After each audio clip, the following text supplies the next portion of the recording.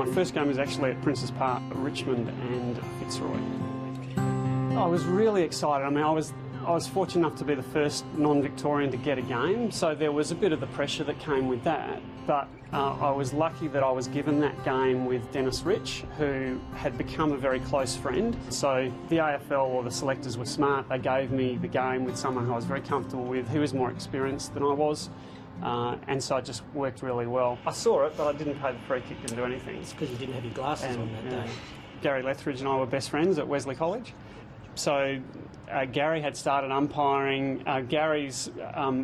A friend of Gary's family was a guy, Max Freeman, who coached the juniors, the junior umpires down at East Fremantle. You know, I started umpiring when I was in year 11, so I was 15 going on 16.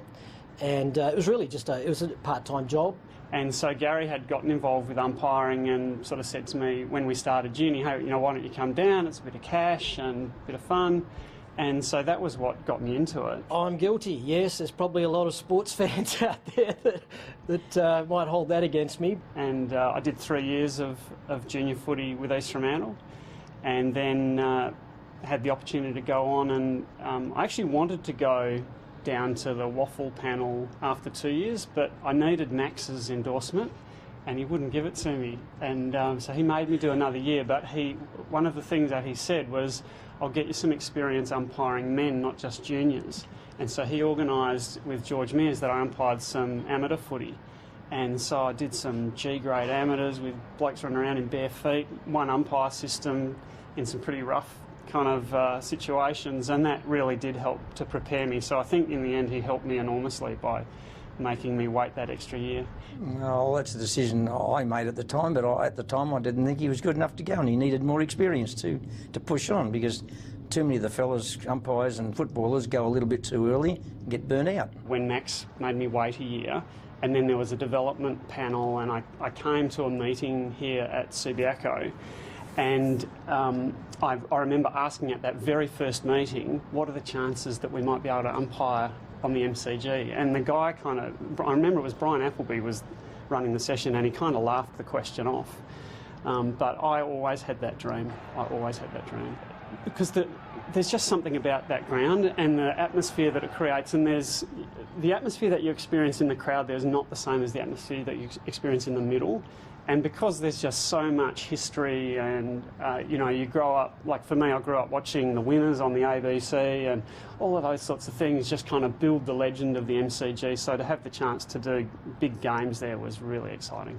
Oh, you couldn't doubt his commitment. Even when he went up to try out for league, a few of us said, no, he's going to be battling. But, you know, if they ran around the bridges in an hour, he'd do it in 45 minutes. That's how keen he was.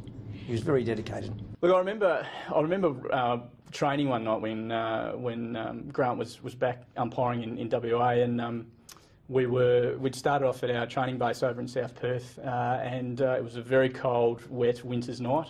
A group of us went running from there across the Narrows Bridge and over to the Esplanade, over to the city side of the river.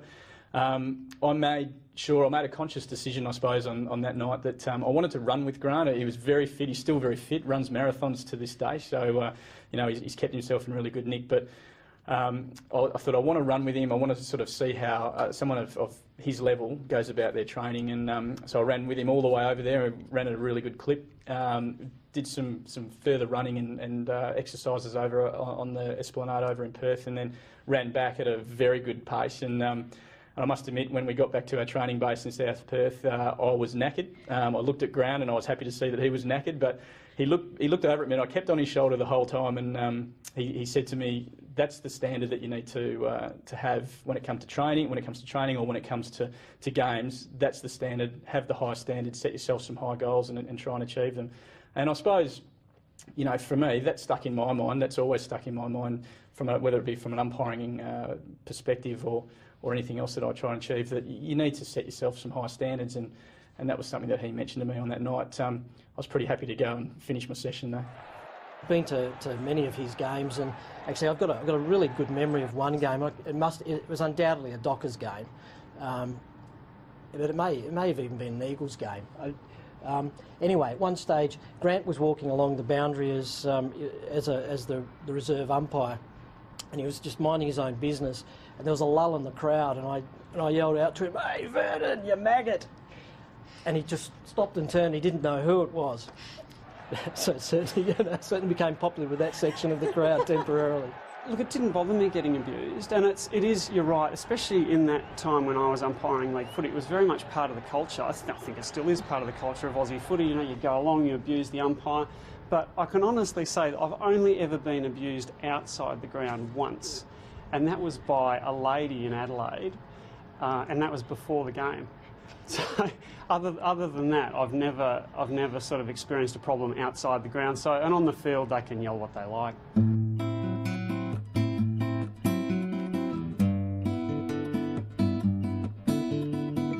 I always just accepted that that was part of footy, and I never took it to heart. I never took it personally, and I think probably to be successful in umpiring, you can't take the abuse personally, or you just wouldn't last.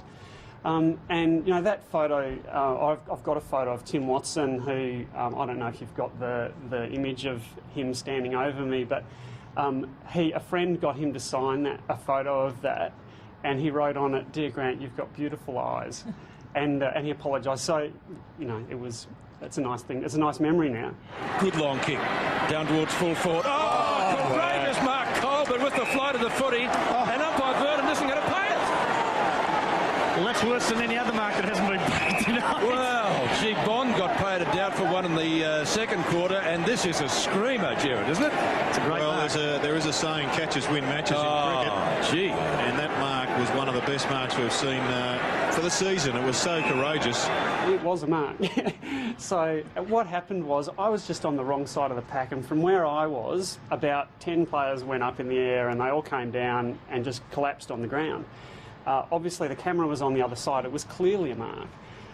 But I didn't see, so I actually stopped the game. I went and asked the umpire in the next zone if he'd seen. He said, I think it might have been touched, which I don't know why he said that. But so I bounced it, and that was the wrong decision. And you know, maybe that cost me a grand final. We'll never know, but it was my mistake. So I'll tell you a funny story about that though, because Lee Colbert, who obviously took that mark, the next year, the first game of the season, so bear in mind the context for that is Geelong lost that game by 5 points. Had I paid the mark, he would have had a shot at goal. So Geelong lost the game. Adelaide went on and won the flag. So from the Geelong point of view, I've cost them the premiership. And the next year, first round, I was given a game down at Geelong where, when I saw the appointment, I couldn't believe it. Anyway, so I've run out on the ground, and I saw Lee Colbert before the game, and we had a chat, and it was all good, and he's such a nice guy, Lee Colbert, so I sort of thought it would be okay, and it was. Then I've gone out onto the ground, the crowd's just gone nuts before the game's even started, because they've remembered, because it was at Geelong. And then about 2 minutes into the first quarter, I've paid a free kick against Lee Colbert for pushing this guy in the back, and I've had to run in, and he's on the mark, and he's standing like this, and I've gone in to kind of just line him up. And as I say, he's a very nice guy, Lee Colbert. He didn't even look at me, he just looked straight ahead. But I'm standing there and he said, "How many times are you going to stuff me around?" So he remembered. And it's the relationships with the players, and those are the things that actually stand out more than the actual games themselves.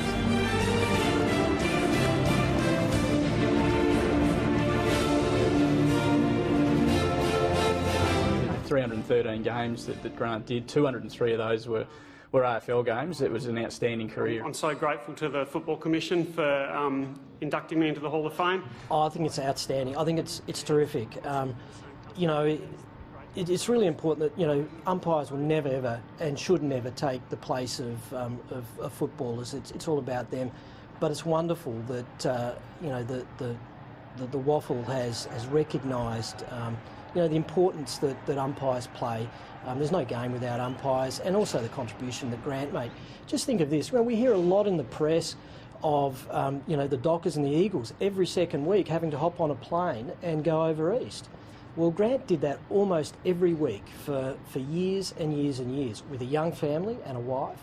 You know, that's a huge commitment. Footballers are obviously what the Hall of Fame has been all about, and recognising footballing achievements through footballers and also administrators and people who have put into the game. But we haven't got a lot of umpiring representation in the Hall of Fame. And And to get someone of Grant's ilk in there is well deserved. It's not about just ticking a box. It's about actually recognising the achievements that umpiring has when it comes to serving the game. That was a huge honour and certainly something unexpected. And for the West Australian Football Commission to recognise me, but more particularly to recognise an umpire, I think was just such a great message to the football community and the community at large about inclusion. And because, you know, we know the game is not about the umpires, and I would never compare myself to the great players who've played the game, but just to be included and recognised was a real thrill and a great honour. You know, Grant obviously was a trailblazer when it came to WA umpiring and moving into the VFL, AFL system at a very early age. I don't think it was popular amongst some of the VFL crew over there at the time, but you know, certainly from a WA perspective, he set the scene for what could be achieved. One thing I am proud of is that it was actually there was a lot of difficulty associated with it because I was the guinea pig in the early days, being the first, and what sort of has eventuated is that still no one has done more than 200 games. So I've still got the record. So I was the first, and I've still got the record. So I am kind of proud of that.